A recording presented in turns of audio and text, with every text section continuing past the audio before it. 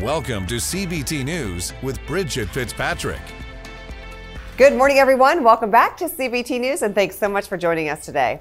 U.S. auto suppliers are scrambling to fill factory jobs. In an interview with Reuters, Collie, head of Boston Consulting Group's global auto practice, said that many suppliers are dealing with absenteeism rates of 10 to 15%. This has led the UAW to give Detroit automakers a longer leash on using temporary workers to cover for absent full-time employees. Like all companies in the auto sector, suppliers' profits were hurt during the shutdowns caused by the pandemic.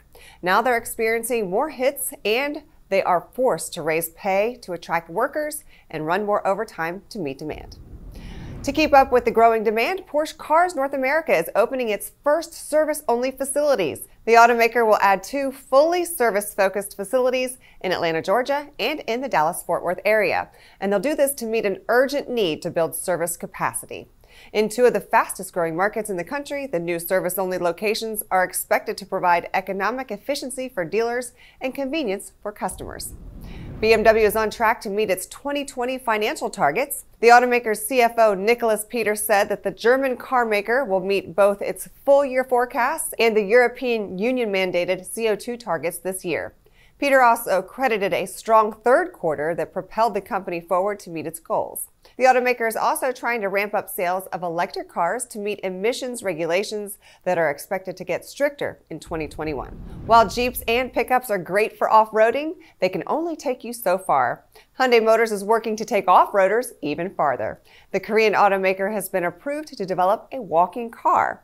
The concept was originally created with first responders in mind, and the 4-legged vehicle would allow better accessibility to natural disaster zones. Now Hyundai is looking at the potential of the vehicle operating on uneven terrain in the great outdoors. Coming up next on CBT News, we speak with Tim Jackson, president of the Colorado Automobile Dealers Association. This segment brought to you by Lodlinks.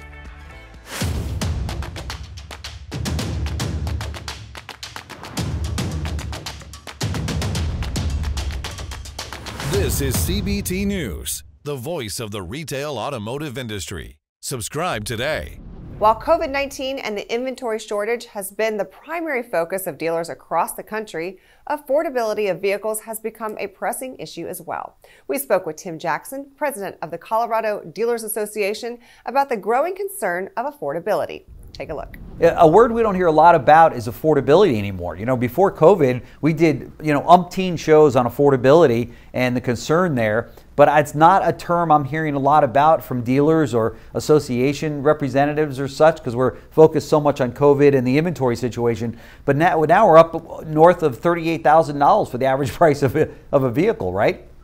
Well, that's true, and that's really an amazing factoid. And so, as you know, and you had reported on, used vehicles prices are way up too. Yeah, nuts. And my sources inside Manheim Auctions and ACB Auctions, 2 of our primary sources for used cars, show that the used cars going over the auction block are average about 5 to 7% higher in value. That's collective, not individually, any individual models, but collectively, right, as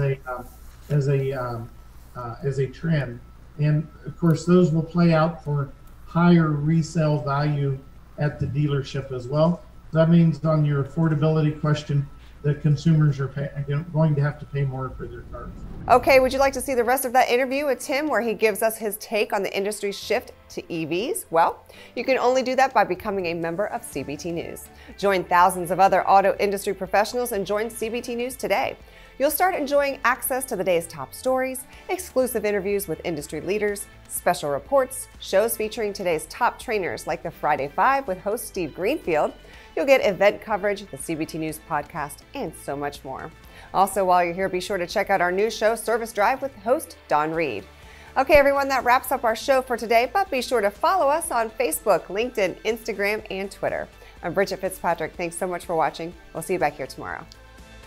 Thanks for watching CBT News, the voice of the retail automotive industry.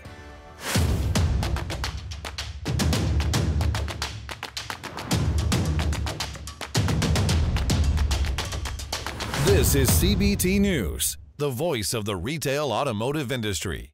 Subscribe today.